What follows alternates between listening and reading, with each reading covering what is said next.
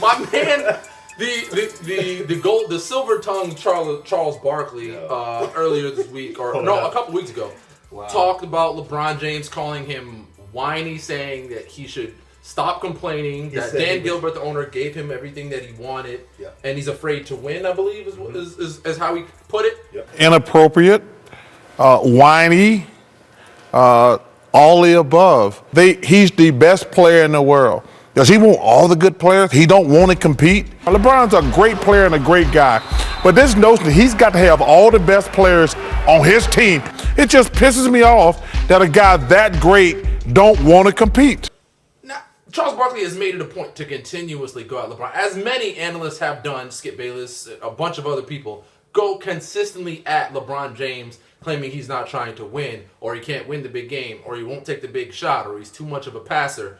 And finally, LeBron has just had it up to here, but did he take it too far? So LeBron responded to one Sir Charles by saying, he's a hater.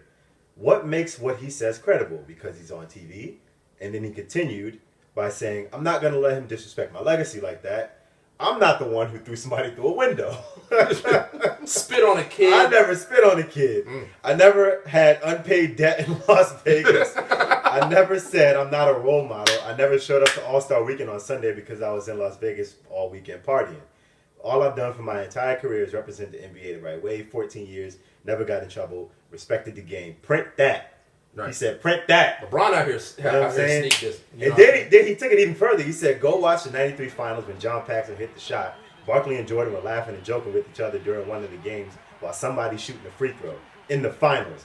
But, nobody was friends back then.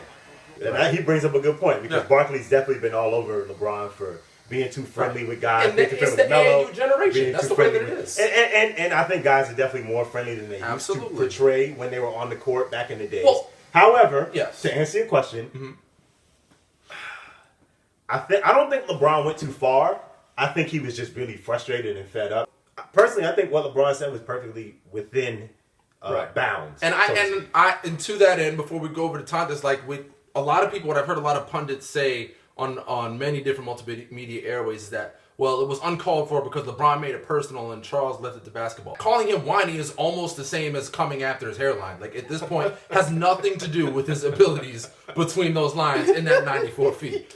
But for Tontis, what do you think about this whole rift between the two? Well, as the sports militant, I love this. And we're being entertained right before the All-Star game. We're going to get that break. This is going to carry through because Barkley works for TNT. TNT does the NBA All-Star game. Barkley's doing his job. He's doing his job. He's giving his opinion. That's his job, especially on that show.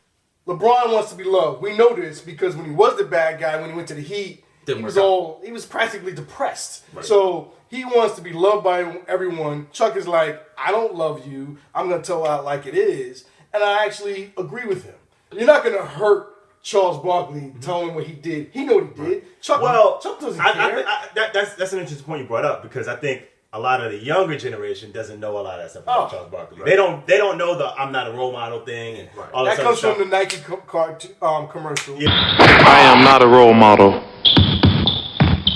I'm not paid to be a role model. I am paid to wreak havoc on the basketball court.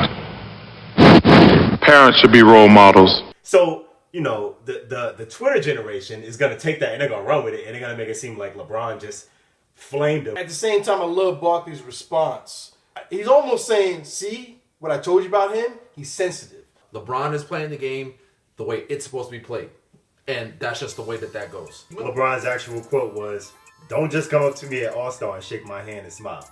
So, okay. Yeah. Hey. He already Chuck just said, I don't need to shake his hand. Right. I don't need to shake his hand. Really looking forward to All-Star in a couple of weeks. For that, we'll have a special All-Star podcast out for you guys. I'll be in the house at some point, either next week or the week afterwards. So stay tuned to that. We'll have the Sports Age in the room.